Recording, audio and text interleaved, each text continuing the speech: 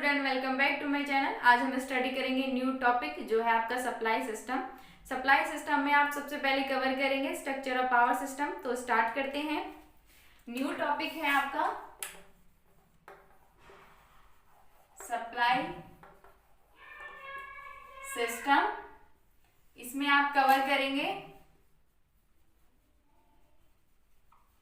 Structure of power system, जिसमें आपका सबसे पहले आएगा generating station.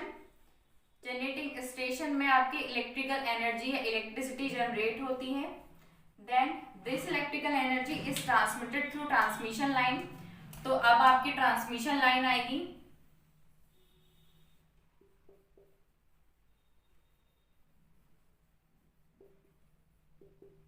Transmission lines. Then आप इलेक्ट्रिकल एनर्जी को डिस्ट्रीब्यूट करते हैं थ्रू डिस्ट्रीब्यूशन लाइन।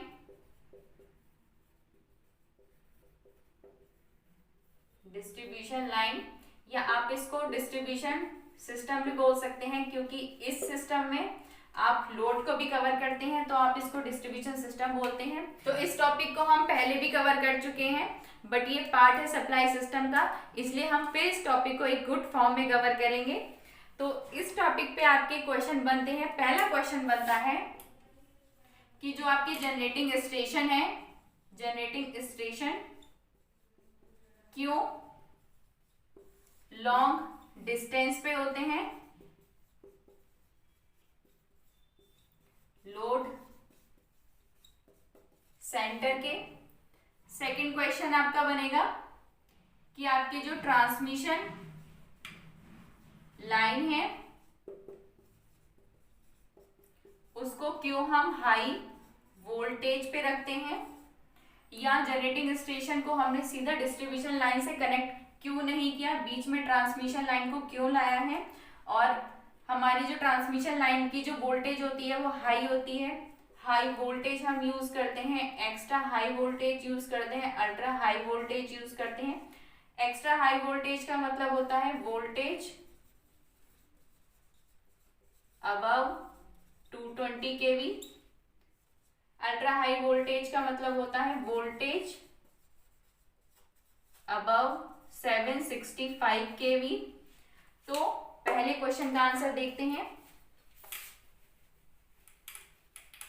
कि जो आपके जनरेटिंग स्टेशन है वो लोड सेंटर से इतना डिस्टेंस पे क्यों बनाए जाते हैं।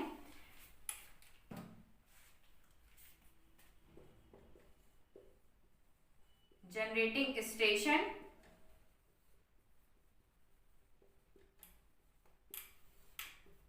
लॉन्ग डिस्टेंस पे लोकेटेड होते हैं फ्रॉम लोड सेंटर। तो आपके जनरेटिंग स्टेशन की जो लोकेशन होती है, location of generating station, example के लिए first plant hydro power plant, जिसकी लोकेशन होती है जहां पर आपका ह्यूज अमाउंट ऑफ वाटर होता है। सेकंड है आपका थर्मल पावर प्लांट, जहां पे आपकी कोल माइंस होती हैं, जिससे कि आपका ट्रांसपोर्टेशन कोल कॉस्ट का कम होगा। थर्ड है आपका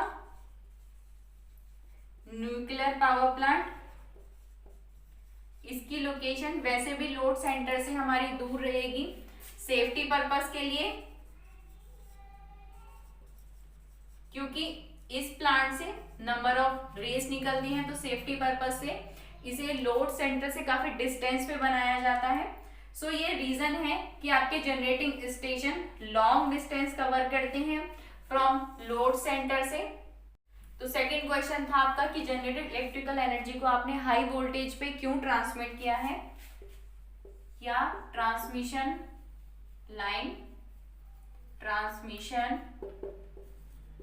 लाइन क्यों हाई वोल्टेज पे, एक्स्ट्रा हाई वोल्टेज पे, अल्ट्रा हाई वोल्टेज पे होती होती है।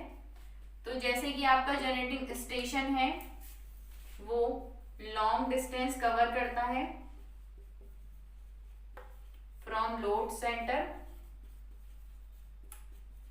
और जनरेटिंग स्टेशन में जो आपकी इलेक्ट्रिकल एनर्जी जनरेट होती है वो 11 या 33 केवी पे जनरेट होती है। तो 11 या 33 केवी को जब आपने लॉन्ग डिस्टेंस में ट्रांसमिट किया तो लोड सेंटर पे जो इलेक्ट्रिकल एनर्जी रिसीव होगी वो लेस देन 11 या 33 केवी होगी।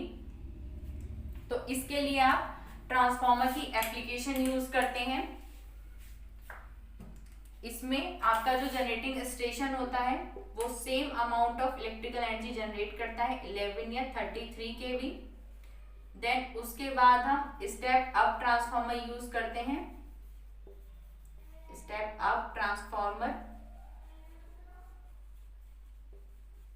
जो 11 या 33 केवी को 132 केवी में, 220 केवी में, 400 केवी में, 765 केवी में कन्वर्ट करता है। देन ट्रांसमिट होती है इलेक्ट्रिकल एनर्जी हाई वोल्टेज पर। उसके बाद हम स्टेप डाउन ट्रांसफार्मर यूज करते हैं। 66 केवी में कन्वर्ट करते हैं, 11 या 33 केवी में कन्वर्ट करते हैं, 240 वोल्टेज में कन्वर्ट करते हैं फॉर लार्ज, मीडियम या स्मॉल कंज्यूमर्स। तो हमने हाई वोल्टेज पे इलेक्ट्रिकल एनर्जी को ट्रांसमिट किया है। इसका रीजन ये है कि अगर हमारी हाई वोल्टेज पे वोल्टेज हमारी ज्यादा है तो हमारी जो करंट की वैल्यू है वो कम होगी। करंट की वैल्यू कम होने से I²R लाइन लॉसेस आपके कम होंगे। तो आपको हाई वोल्टेज पे ट्रांसमिट करना चीप होगा। तो इसीलिए आप जनरेटिंग स्टेशन से जनरेटेड इलेक्ट्रिकल एनर्जी को हाई वोल्टेज पे कन्वर्ट करके ट्रांसमिट करते हैं। इससे आपके लाइन लॉस कम होते हैं। उसके बाद आप स्टेप डाउन करते हैं for large, medium and small consumers. तो ये रीजन है कि हम इलेक्ट्रिकल एनर्जी का ट्रांसमिशन करते हैं हाई वोल्टेज पे।